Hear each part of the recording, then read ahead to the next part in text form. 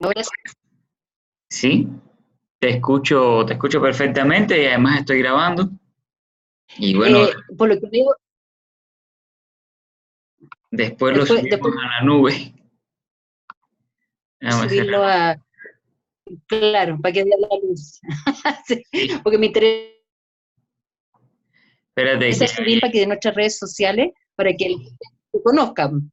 claro, déjame desconectar un poco de cosas online. Le voy a poner a pausa acá un momento. Bueno, ya ahora sí, listo. Entonces, oye, ahora, ahora sí que estamos listos. Ok, Oye, Felipe, lo primero es lo primero y es saludar. Un gusto poder conocer. Tengo en algunos de mis tantos grupos de chat, así que no habíamos escuchado las voces un par de veces en grabaciones y cosas así. La venida y el regalo que nos vas a hacer, venir a Chile a enseñarnos un poco. Estamos ansiosas. Con la Paula hemos trabajado harto y creemos, esperamos que la gente comprenda lo importante de seguir aprendiendo y de aprender esta técnica. pues muchas Y para gracias. esa, que ellos conozcan de qué se trata. Ya, muchísimas gracias. Se te escucha un poco entrecortado desde allá, como se te congelas a veces. Bueno, mira, ante todo, muchas gracias a ustedes por la invitación. Es un honor para mí poder compartir un poquito de lo que sé y llevarlo hasta Chile y ayudar a descubrir estas llaves del conocimiento de la medicina oriental, que bueno, es la pasión que tenemos en común. Acá, en medicina imperial o medicina imperial vietnamita, en realidad es el nombre de una tradición. Mi profe normalmente no lo usa, pero sí es de dónde viene la escuela y de los conocimientos que se manejan. Eh, los vietnamitas en algún momento pues se separan de China y tienen, gracias a eso, algunas llaves que permiten que se trabaje previo con conocimiento muy sólido, muy potente, previo al modelo del 58. Entonces, es medicina imperial, porque es con las que se trataba la corte, el emperador, los altos nobles y demás. Es decir, había que saber medicina oriental buena, de alto nivel, en una transmisión oral entre clanes a veces, secreta de maestro a discípulo. O sea, tiene toda una connotación histórica. Por eso el nombre de imperial. E insisto en que es un nombre como cualquier otro y es una alusión a la tradición de donde vengo y donde me formé. Entonces, esta tradición ha sido recogida por dos grandes profesionales de la medicina oriental, que son los maestros de mi maestro, y posteriormente vertida en mi maestro, que es Gil Goncalves, que bueno, que después de muchos años de trabajo con esta técnica y algunas conversaciones me da la autorización para enseñar.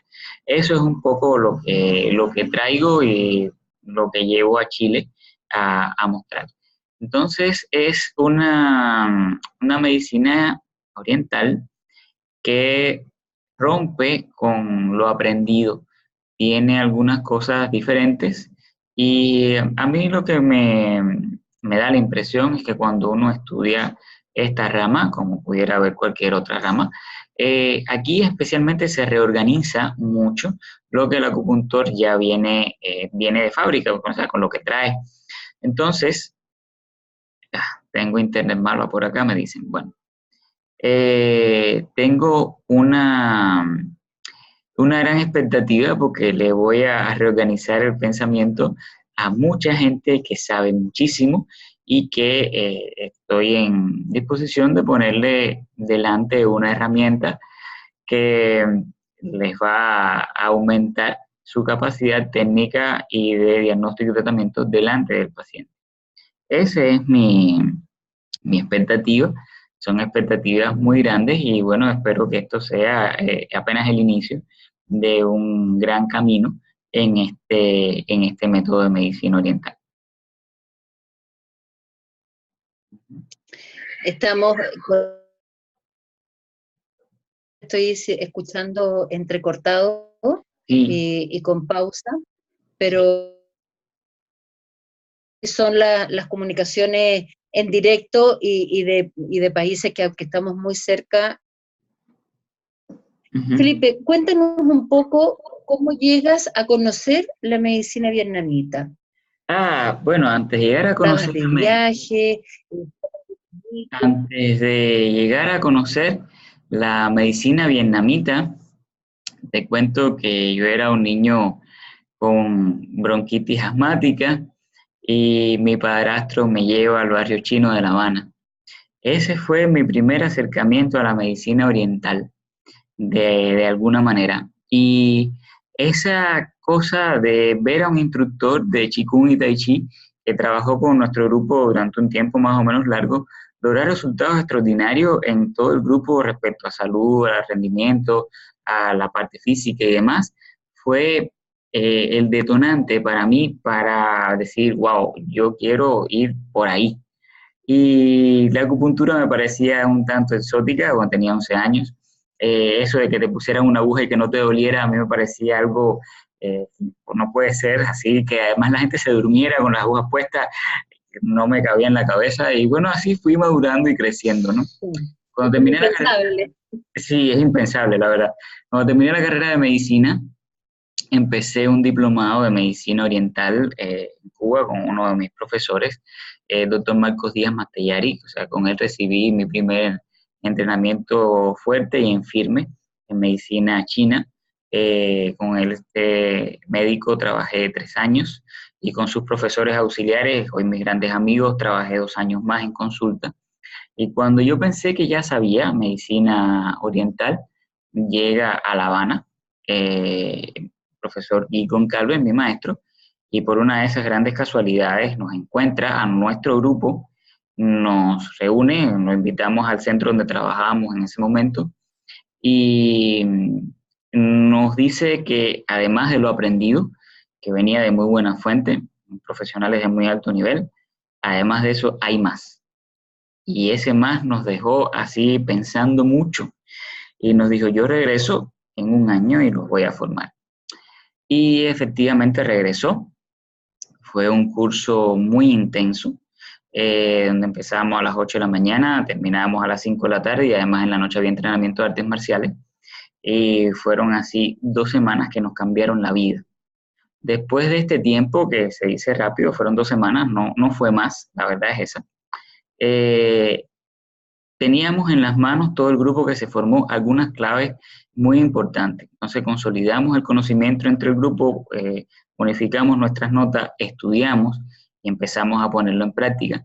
Y empezamos a ver que en vez de hacer 10 sesiones para trabajar en un paciente y obtener resultados con el pulso, la lengua, etcétera, teníamos resultados a las 24 horas, con mejorías sostenidas una semana, a veces más. Eso nos cambió completamente la forma de pensar y empieza ese proceso ahí, de este proceso de desaprendizaje, ¿ya? Es decir, esto es así y funciona, pero de esta manera funciona también. Y fuimos llevando poco a poco todo lo que conocíamos y lo aprendido, o sea, no fui yo solo, fueron mis profesores y yo, fuimos llevándolo todo hacia este método y poniendo nuestro granito de arena y preguntándonos entre nosotros y avanzando hasta que logramos hacerlo todo a través de este estilo de 5 funciones. Este proceso duró un tiempo, espérate. Ese proceso duró un tiempo, estuvimos trabajando así varios años, perdimos un poco la conexión, después hubo un grupo que salió de Cuba, yo también me fui, y cuando uno está en el extranjero, que las conexiones son un poco más fáciles, pues volví a contactar a mi maestro y le dije que quería que me terminara de formar, que yo me iba a donde él estuviera. Y así recibí otra invitación para ir a Suiza, que es donde radica. Recibí otra formación de unos 10 días aproximadamente con otras llaves, otras claves, otras cosas y más que todo la autorización de enseñar. Eh, ¿Por qué hago hincapié en esto? Porque durante todos estos años, fueron 7 años, de trabajo con los pacientes, con los métodos, con las cosas de aprendizaje, de crecimiento, quizás un poco de ensayo y error y demás. Después de estos 7 años fueron en completo silencio por todo el grupo que se formó, el que está en Cuba todavía y el que emigró posteriormente, con una prohibición expresa de enseñar que la cumplimos a rajatabla todos. Entonces, después de este periodo y después de este segundo curso, es que yo empiezo a hacer cursos breves de acupuntura vietnamita. Se forma un pequeño grupo acá en Ecuador también, que de hecho se acaba de graduar hace poco. Y bueno, poco a poco converso con Drago, les pongo, Drago viene acá también a Ecuador, imparte un curso, le hablo un poco del método, y se va dando muy natural esta forma de curso que recibieron ustedes.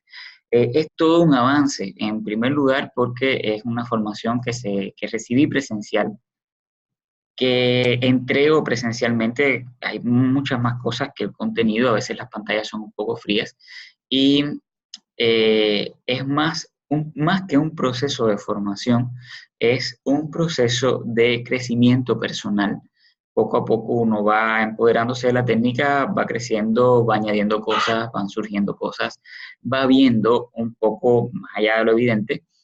Y bueno, creo que esto también tiene que ver con las etapas del aprendizaje, ¿no? Uno al inicio se lo tiene que estudiar todo, no hay otra opción, ¿ya? Después que te lo estudias todo, los empiezas a aplicar todo y después empiezas a ganar experiencia y después empiezas un poco a crear conocimiento y a crear cosas, ¿no? Quizás no todos los profesionales llegan ahí, pero esto es un método que está incluso instituido formalmente a través de los doctorados. O sea, usted se gradúa de la carrera, se hace investigador, se hace especialista y en algún momento hace un doctorado y genera conocimiento nuevo. Acá es más o menos lo mismo, ¿bien? Acá es más o menos lo mismo, pero a través de un tema de crecimiento personal más allá de la parte médica y técnica, que es lo que voy a intentar transmitir ahora cuando nos veamos en octubre. Entonces, Correcto. Porque indudablemente entendemos que hay muchas diferencias, como también hay muchas similitudes entre corrientes de la medicina oriental. sí. No quiero que son siempre muy odiosas, pero el otro día hablando con un amigo en común, que es Drago, Ya. que lo más probable es que la medicina china en un comienzo haya sido muy parecida a la medicina vietnamita. Ya. Que la medicina vietnamita de alguna manera había de antaño, que lo que no pasó con la medicina china. Claro. ¿Qué opinas tú? Bueno, la pregunta me quedó un poco entrecortada por la grabación. Entonces, yo pienso que el tema de la medicina vietnamita no fue afectada por el modelo del 58. O sea, en el 58 empieza la masificación, por decirlo de alguna manera, de la medicina oriental y hay profesores que tienen que entregar secretos, hay una masificación tanto forzada. Y esto da pie a que se entregue conocimiento que es eficiente y efectivo, pero quizás no todo. Y en ese quizás yo creo que entra la medicina vietnamita y entra también la japonesa y quizás la coreana. O sea, pienso que cada escuela tiene sus particularidades, sus fortalezas y sus vías de trabajo. Y creo que ese es también un poco el desarrollo de la vida. O sea, yo le estoy entregando a usted algo y usted haga con ese algo su propia obra, ¿bien? Esa yo creo que es una filosofía que se puede leer entre líneas a través de toda la cultura oriental y que no hay por qué pues no hay por qué negarla y me parece muy bien, incluso está implícito el aquello de que el alumno supere a su maestro y demás.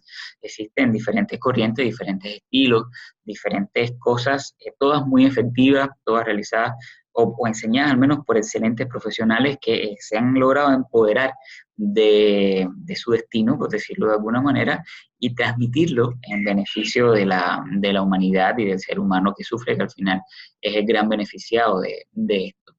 Y estos detalles históricos vienen así desde la antigüedad y hay cosas que, por ejemplo, usted cuando estudia un poco los clásicos y cuando ve los grandes personajes, te das cuenta de que hay una especie de hilo conductor entre todos ellos que no siempre es implícito. Entonces de pronto aparece este sabio por acá, 2 siglos después aparece otro trabajando en la misma línea, 3 siglos después aparece otra persona trabajando lo mismo, en vez de con puntos, con plantas, aparecen ese tipo de cosas. Entonces hay una especie de corriente subterránea que se aprende a ver entre líneas, tampoco es que uno lo puede ver de primera instancia, uno, o sea, como te dije, al inicio uno está, me tengo que leer este clásico y el otro, y tengo que hacer las tareas, y tengo que aprenderme los puntos, y tengo, y tengo, y tengo. Pero después cuando uno toma un poco de distancia y ve en conjunto esta gran obra, pues empieza a darse cuenta de que, wow, como este señor que está viviendo 2 siglos de distancia de este anterior y además a 3.000 kilómetros está trabajando sobre lo mismo y está generando otra cosa diferente. Eso es lo que aprendes a ver un poco. Y te digo, a mí me encanta esta medicina y me encanta también la acupuntura japonesa. Y la acupuntura japonesa fue la primera vez que yo vi un tipo de acupuntura distinta. Igualmente, allá a La Habana fue a parar uno de estos grandes maestros de un método muy raro de acupuntura japonesa y yo tuve la suerte de estar en el grupo que se formó en ese seminario que duró poco tiempo. O sea, la gente va de turismo y enseña cosas en Cuba, eso es algo increíble. Y bueno, esto de acupuntura japonesa fue lo primero que vi, el método Shakuhyu, y era un método de diagnóstico, o sea, es un método de trabajo para ciegos. Bien, usted diagnostica en el abdomen y trata en la espalda y tiene un resultado increíble. Y es un método muy potente para tonificar el yin. Entonces, de pronto en la acupuntura vietnamita hay algo de aquello y viceversa. Y pienso que en todas las cosas donde se trabaje 5 funciones, hay medicina basada en el I Ching, hay el conocimiento matemático del mundo, hay una serie de cosas que es lo que nos da o nos pone en este hilo conductor. ¿Ya? Pienso que va por ahí. Sí, claro. Sí, claro. Lo que pasa es que cuando uno estudia, o el profesor te enseña sobre los clásicos, de pronto da la sensación de que todo pasó. Hace 5.000 años se empezó a hacer acupuntura china, pero 5.000 años. Es un cineado, es de la misma época del Dr. Po, que es de la misma época, y uno siempre comprende de que entre una primera aguja y la última pasaron 5.000 años. Claro. No fue todo hace 5.000. Claro. Entonces, a uno le cuesta de pronto ese hilo conductor y de comprender que en el medio, entre un modo y otro, pasaron mucho tiempo, muchos grandes médicos y muchos grandes... Sí, y mira, es un tema interesante eso que me estás diciendo.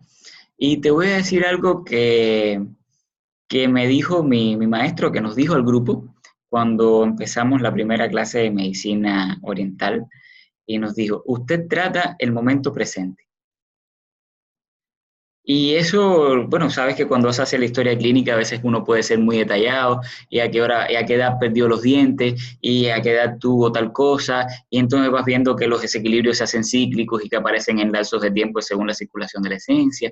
Y de pronto llega mi profe, o sea, uno está acostumbrado a tratar así y a diagnosticar un poco así a distancia en el tiempo, y de pronto viene mi profe y te dice, vamos a tratar el momento presente.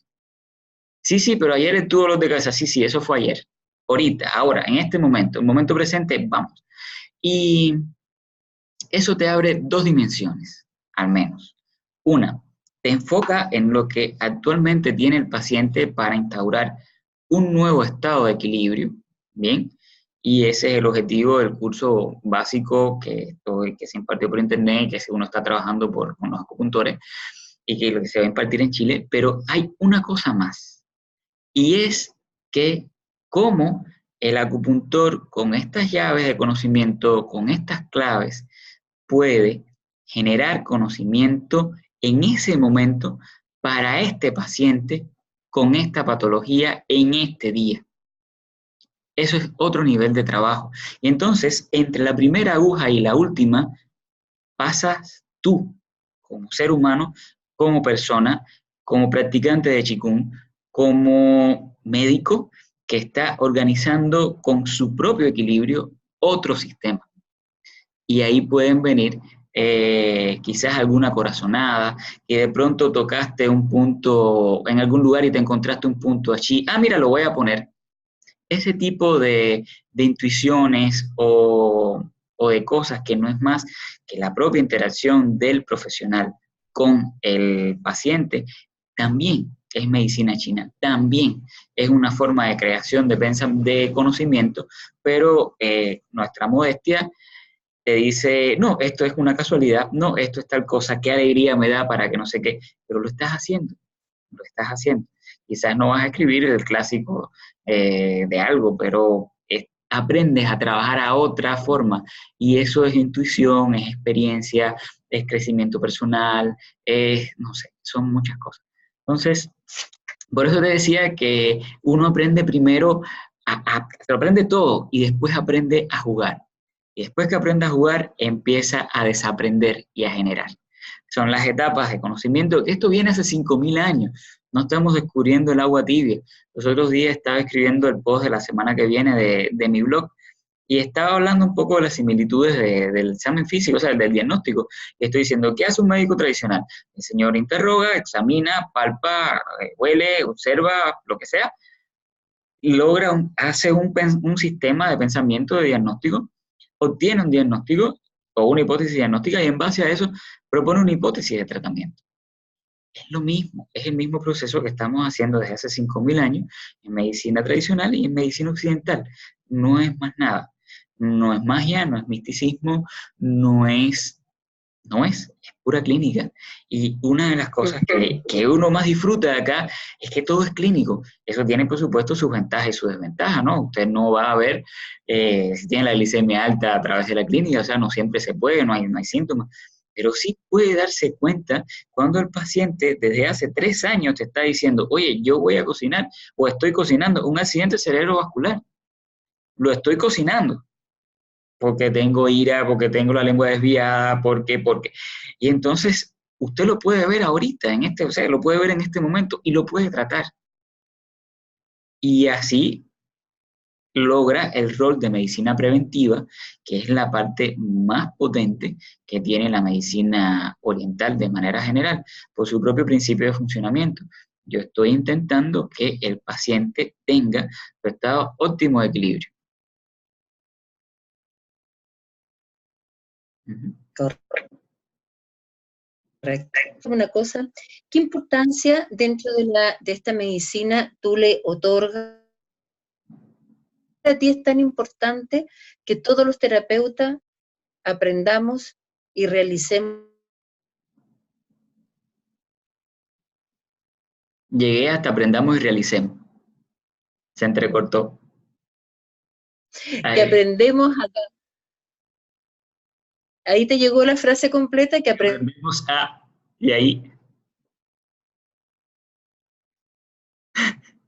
Que aprendamos que. No te escucho bien. Que aprendamos que. Qigong. Ah, ya. Ok. Mira.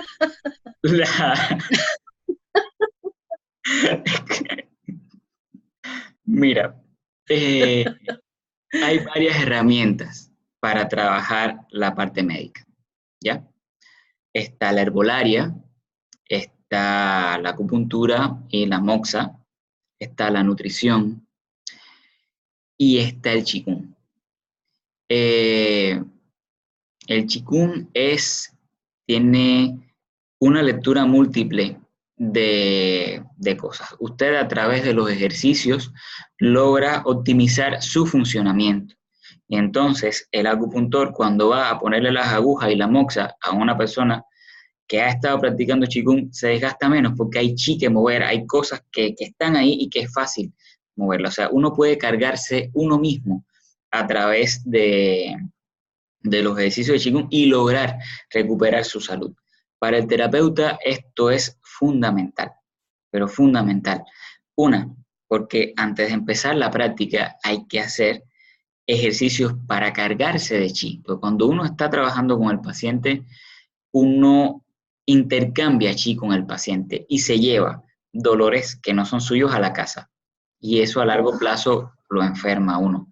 Entonces, uno tiene que tener un chi potente, un wei chi muy potente, para que estos factores patógenos, por decirle de alguna manera, no lo afecten a uno. ¿Ya? Eso es lo primero. Lo segundo, tienes que mantener tu salud en un estado óptimo, porque, amor, usted es su herramienta, ¿ya? Usted es su herramienta. Cada vez que uno pone una aguja, hay un pedacito de ti que se quedó ahí, ¿ya? Es parte del propio intercambio de acupuntura.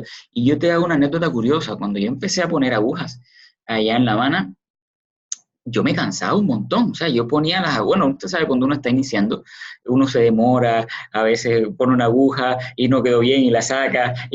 Pero cuando yo terminaba de trabajar con un paciente, yo estaba como si me hubieran dado una paliza, muy cansado. Y entonces ahí entendí un poco la necesidad de hacer Qigong. O sea, usted tiene que estar bien física, de salud y energéticamente para trabajar con un paciente. Eso es lo primero. Y lo segundo es que cuando usted termina su consulta, hay que dedicar unos minutos a hacer ejercicios de purga. Usted tiene que botar todo ese chi patógeno que se le ha pegado de alguna manera y que se va a metabolizar con usted y que no es energía ni información que a usted le toca. ¿Ya? Entonces, esa es la importancia del Qigong y del Qigong en serio, ¿no? Entonces, uno debe tener la suerte, ¿no?, de conocer a algún buen profesor que te permita aprender técnicas, aprender ejercicios y en su momento y con el entrenamiento adecuado, pues desarrollar su propia técnica. Quizás no tienes que inventar una serie de Qigong nueva ni hacerte una serie de Tai Chi de 104 pasos, pero sacar 2 o 3 cosas propias que el mismo cuerpo te las va diciendo en la medida que usted aprende a moverse y a hacer los ejercicios de Qigong. Fíjate, aquí estamos hablando lo mismo que estábamos hablando con el proceso de acupuntura. No es, usted empieza al inicio y bueno, tiene que aprenderse la técnica, la postura es aquí, la respiración es asado, ta. Pero en algún momento usted tiene que soltar eso y empezar a crecer usted mismo y ver su propia forma, su Qigong suyo, ¿bien? El que usted hace para usted. El Qigong que hago yo para mí en las mañanas es muy personal. Ya no está avalado por ningún método científico, no es mío. Estoy usando una llave para crear movimiento y para crear chi y para crear energía. No es otra cosa. Y bueno, cuando hace falta, entro a técnicas que manejo, entro a cosas que ya me sé, quizás hago alguna serie de tai chi que ya me aprendo, pero hay cosas que domino y manejo que son muy personales y que es lo que me permite a mí cargar y estar listo para el paciente. Y en la tarde, cuando termino de ver pacientes, pues también hago ejercicios de purga para botar un poco todo esto y estar listo para la noche y no llevarme todo esto al sueño. Así que el Qigong es muy, muy, muy importante. Yo sé que todos los terapeutas no le dan la importancia necesaria, que no todo el mundo tiene tiempo, que nuestra sociedad es compleja, que uno sale del trabajo corriendo para la casa y está la familia, la vida, y es complejo, pero hay que tomar esa pausa. Y para terminar esta parte, te comento que un día, ya donde yo trabajaba en Cuba con mis profesores, ya estábamos ya usando este método en serio, que te das cuenta que se demora un poquito por lo que has visto, porque hay que dar calor y uno usa herramientas no convencionales, que no voy a adelantar hasta que la gente llegue al curso. Y cuando estábamos trabajando con mi profe en una de estas cosas, me acuerdo que era o sea, en la consulta, mi profe se veían unos 30 pacientes, 32 pacientes diarios, aquello era muy rápido, había que ser muy ágil, porque no tenías mucho tiempo, y además el espacio era pequeño. Y de pronto un día, a las 2 de la tarde, después del almuerzo, no valíamos un centavo. No valíamos un centavo. Un cansancio increíble, con una pesadez enorme, nos dolía la vida, y de pronto nos miramos y, no, espérate, vámonos a hacer ejercicio. Y salimos, vimos la fila de pacientes, le pedimos permiso, señores, mire, estamos así, estamos mal, necesitamos hacer una pausa. Vamos a hacer unos 20 minutos de ejercicio y regresamos. Todo el mundo entendió perfectamente. Llegamos o sea, en donde trabajaba mi profe había mucha área verde, llegamos a un lugar que estaba el césped bonito, nos quitamos los zapatos y empezamos a hacer qigong. Eso nos ayudó a cargar, o sea, a botar lo que habíamos cargado y a cargar nuevo chi. Y ahí sí el resto de la consulta fluyó como de costumbre, ¿no? Pero ha sido una de las pocas veces en mi vida que yo me he visto obligado a parar literalmente mi práctica por eso. Y a veces los pacientes absorben chi tuyo. Y, por ejemplo, yo tuve los otros días un paciente acá en casa que estaba terminando de salir de una gripe, y, o sea, una gripe que es algo sencillo. Y de pronto, cuando lo empiezo a palpar y a encontrar, estaba con una deficiencia terrible, lo trabajé durísimo, lo tonifiqué, se fue el paciente y me dormí. Me dormí. O sea, algo falló. No debió haber pasado, pero falló. Entonces me desperté, ese sueño duró unos 20 minutos, no fue mucho. Me desperté y ahí empecé entonces a hacer ejercicio para recargar lo que había cargado mal. Entonces, muy interesante la práctica.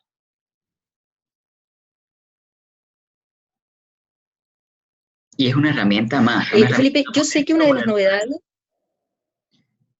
sí, además, sí. uno le puede enseñar algún ejercicio al paciente para que se recupere mejor. Sí. También tú vas a traer a este curso, es el uso de la moxa líquida. Sí. La política de libre de humo. La moxa líquida es una forma de esa política. Ajá, es una forma de moxa, es una forma más como está el aceite, como están la morsa pura, la morsa en cono, o sea, diferentes técnicas de moxibustión. Pero aquí en Ecuador, en particular, se trabaja en un ambiente libre de humo. Entonces usted no puede ir a un hospital y prender un tabaco de moxa porque simplemente no puede. Entonces, necesitas las sustancias que están en la artemisa, porque eso ayuda a la mejoría del paciente y además estás poniendo sustancias en el cuerpo, estás poniendo un agente físico. Y si no tienes un tabaco de moxa, pues coges este extracto, lo pones en la piel y eso el organismo lo absorbe. Es así de simple, ¿ya? Es bastante sencilla de preparar. Yo todavía tengo moxa acá de hace 7 años que preparé 1 litro, o sea que tampoco es que se gasta mucho en pacientes, se pone una gotica por punto, una cosa así que se puede hacer perfectamente. Correcto. Y eso de alguna manera está avalado de que es lo mismo que hacer una quema de moxa de arroz, sí. Produce el riesgo de quemar al paciente y no terminando con esta humareda que en Chile sí los vecinos que nos reclaman por el humo y por el olor. Claro, y además es muy cómodo. Acá, afortunadamente, uno puede dar calor con otras herramientas, como las lámparas infrarrojas u otras herramientas, ¿no? Pero la sustancia es lo que es importante poner en el paciente. Y esta sustancia se puede poner con un extracto de aceite, con un extracto alcohólico o con diferentes técnicas, y así te eliminas el humo, que no solamente va a molestar a los vecinos, sino que uno también está inhalando ese humo, en algún momento pudiera pasar alguna factura. Incluso las moxas sin humo, o las llamadas moxas sin humo, tienen alquitrán. Entonces, funcionan, porque yo estoy poniendo un agente físico y estoy poniendo una sustancia específica en el punto de acupuntura que el paciente la lleva, pero lo puede sustituir, y eso también fue algo que fue una novedad para nosotros en su momento, y bueno, es una característica más. Y sí hay gente que hace moxa líquida y sí se puede encontrar, Lo que como no hay demanda, pues quizás sea un poco más caro, ¿no? Que los puros y las cosas normales. Ujú. Correcto. Sí. ¿Cómo se prepara una buena moxa líquida? Por lo tanto, podríamos nosotros cada uno hacer... Claro, sí se puede hacer personalizada y usted le pone a su moza líquida lo que guste y si quiere ponerle pues frijoles y le puede poner también un pedacito de carne y le puede poner un pedacito de cosas. Esto es una broma, esto es una broma. ¡Qué Pero sabroso! eh, ustedes deben tener también plantas que sean calientes, que sean superficiales, que tonifiquen chi, propias de la geografía local donde ustedes viven. Bien, entonces a lo mejor en tu país, a la moxa líquida que te voy a decir que lleva, bueno, evidentemente lleva artemisa, a mí me gusta ponerle canela, por ejemplo, o clavo o olor también, que es un condimento, pero a lo mejor ustedes tienen algo muy particular.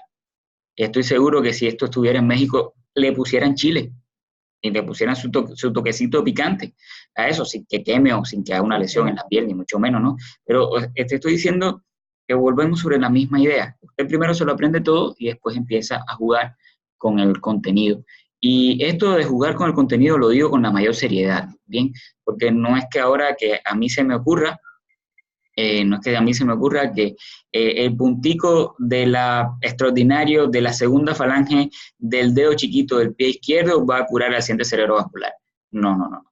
Sino que uno empieza a usar Correcto. determinado conocimiento y empieza a crear sistemas, bueno, los grandes maestros crean sistemas y ahí tienes a los profesores de la medicina umbilical y a los profesores de la medicina abdominal. O sea, ellos tuvieron un razonamiento, el propio maestro Tung, ¿ya?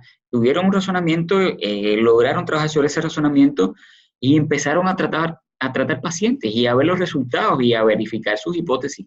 Que a nosotros nos llegan las hipótesis reales y ciertas, es decir, miren, este punto hace esto o no, ¿ya? Pero no, lo que no te dicen ellos es cuántas veces se equivocaron por el camino.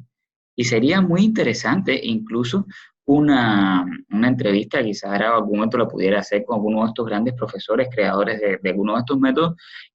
Profe, y cuénteme del camino. Yo sé, ya estamos con resultados finales brillantes, pero cuénteme del camino, cuénteme al inicio, cuénteme de sus dudas, cuénteme. Ese tipo de cosas que también te dan cuenta de la dimensión humana de todos los profesores y los maestros que han trabajado también en esta tradición. En esta tradición.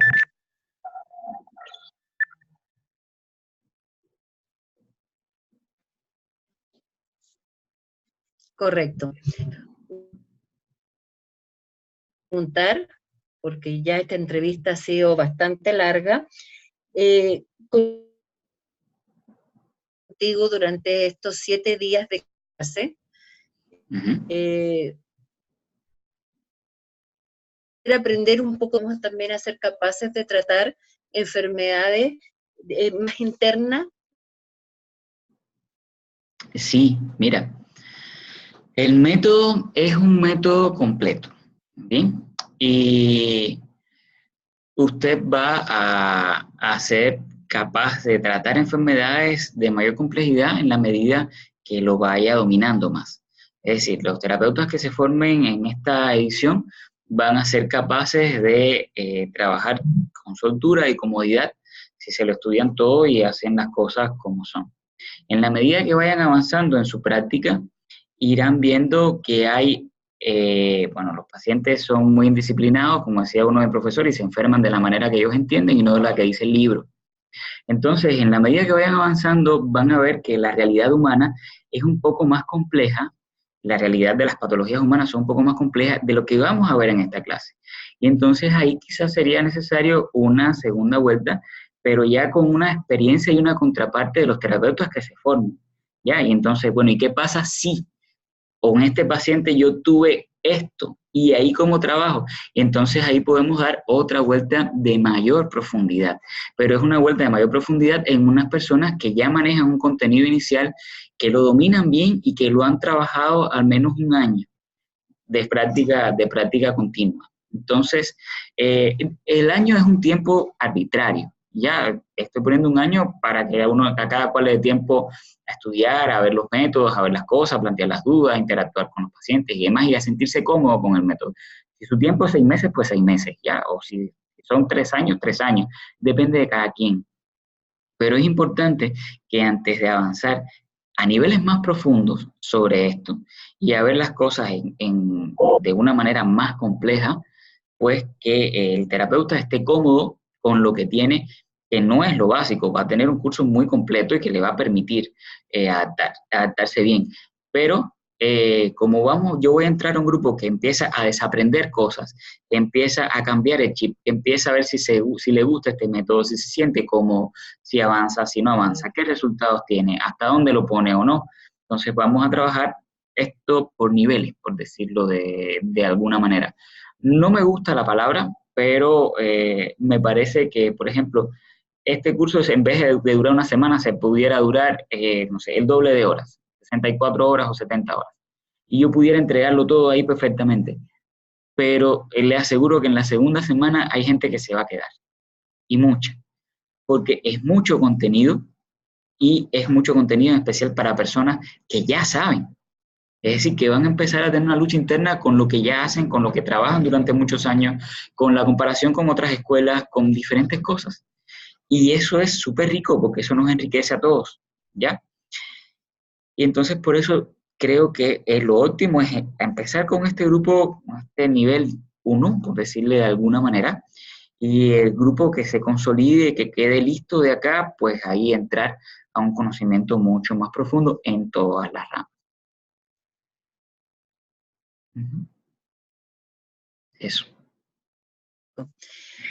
Felipe, no te quito más tiempo. Te quiero dar las gracias por... yo no sé qué es lo que le va a pasar al grupo que escucha esta grabación, pero yo y ya quiero empezar a aprender. Muchísimas gracias. Por eso es que personalmente más me motiva en aprender nuevas técnicas y no puedo dejar de tener a mis pacientes al frente y todo el aporte, como tú bien decías en un principio, ayudando a que la gente esté mejor, a que la gente tenga una mejor calidad de vida,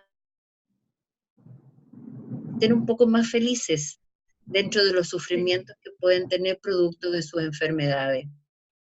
Claro que sí. Pero motivadísima, y ya me quiero comprar un cuaderno nuevo, ya me quiero comprar un lápiz nuevo para no perder ni una palabra de lo que tú nos puedas enseñar. Muchísimas Así que gracias. súper agradecida de haberte podido conocer de una manera más directa. Y bueno, el maravilloso y glorioso 7 de octubre para empezar a aprender. Listo, va a ser un gran día. No, nos quedamos después en interno para ver cómo vamos a compartir esta entrevista. Ok, muchísimas gracias. Un abrazo muy grande. Un abrazo para ti. Chao. Okay, hasta luego.